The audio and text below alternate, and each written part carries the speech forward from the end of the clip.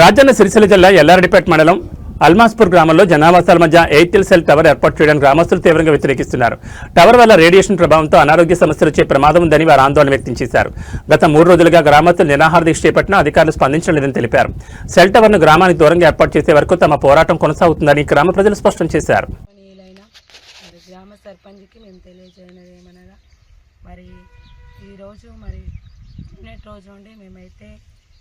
మా యొక్క అల్మాస్పూర్ గ్రామంలో ఆడవారిలో ధర్నాకు మేము సిద్ధపడి టవర్ విషయంలో ఇక్కడైతే ధర్నా చేయడం జరుగుతుంది.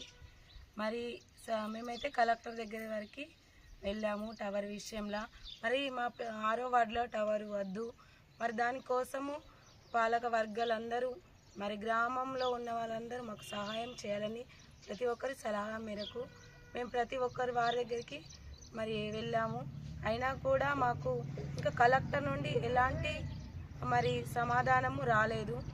ఎందుకంటే మేము ఇంకా కూడా అది మాకు వచ్చేంత వరకు మేము పోరాడతామని నిన్నటి నుంచి ధర్నాలు అయితే మేము కూర్చోవడం జరిగింది. ఇక్కడికి వచ్చిన అధికారులు కావచ్చు ప్రతి ఒక్కరూ మా ధర్నాను మీ పరిధిలోకి తీసుకోగలరని మా యొక్క విజ్ఞప్తి. ఈ వార్డులో 6వ వార్డులో కాకుండా ఎక్కడైనా మీరు టవర్ వేసుకోగలరని మా యొక్క మనవి. ఇది టవర్ వేయడానికి మాకు ఇష్టం లేక కాదు, కానీ 1 కిలోమీటర్ దూరంలో వేసుకోగలరు.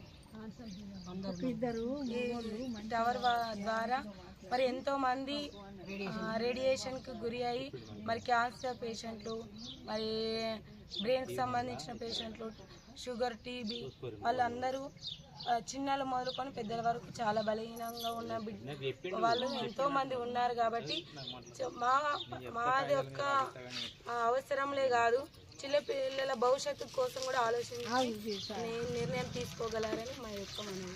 గౌరవనీయులైన గ్రామ పంచాయతీ అల్మాస్పూర్ గ్రామ సర్పంచ్ గారికి, మా పాలకవర్గం సభ్యులందరికీ నా యొక్క నమస్కారాలు. మా ఊరిలో మా 6వ వార్డులో మా ఇంటి ముందు మా ఇండ్ల మధ్యలో టవర్ వేస్తున్నారు.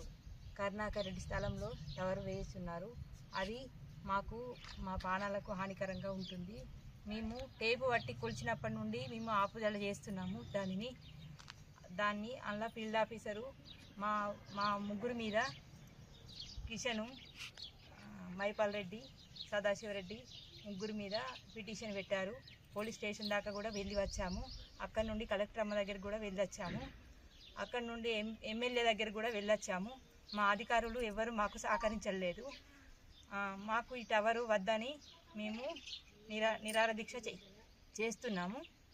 అయినా కానీ వారు చేను అతను మా మీద గొడవ పెడుతున్నాడు, కట్టెలు పట్టుకొని తీసుకొస్తున్నాడు, జేసీపీలు తెచ్చి పని నడిపిస్తున్నారు. రాత్రికి రాత్రే పని నడుస్తున్నది.